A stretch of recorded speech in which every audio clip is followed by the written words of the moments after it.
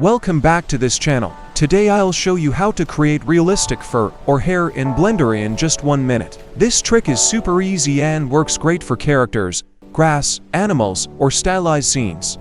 First, select the mesh where you want to apply the fur or hair. Now go to the Particle Properties tab. Add a new particle system, then change it from emitter to hair. Enable the advanced option to unlock more controls. Now, adjust the hair length depending on the style you want. Under the source, make sure it's set to faces so the hair grows properly across the surface.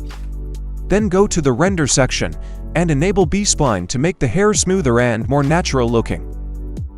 To add more realism, go to the children section and change it to interpolated. Now, adjust the display amount to control how much hair you see inside the viewport while working. Keep the default viewport value low so Blender stays fast and smooth while working on the scene.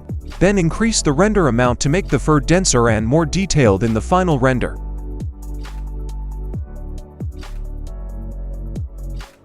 Now increase the threshold value to reduce hair clipping and make the fur distribution look cleaner and more even. To make the fur look more natural, go to roughness and add a little random value, around 0.100.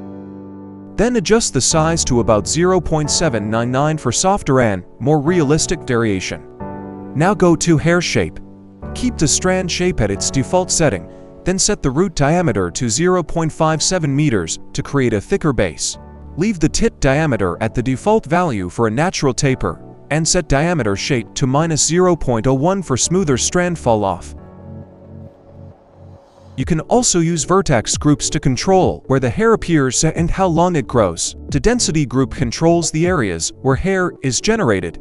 Black areas remove hair, while white areas create full hair coverage. The length group controls a hair length across the mesh, allowing you to create shorter or longer fur in specific areas. So basically, in this setup I already had my base particle system for the main hair. I added one more particle layer, but to make it look more natural and realistic, very low density and lighter strand length.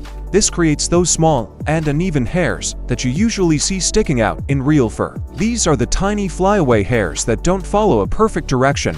They give that soft, organic, and realistic feel. Without this second layer, the hair looks too clean and artificial. But after adding it, the whole fur looks much more natural and alive. So yeah, this small trick of adding an extra particle layer really improves realism a lot in Blender hair and fur creation. Hope you learned something new today. If you enjoyed this, don't forget to like, share, and subscribe for more Blender tips.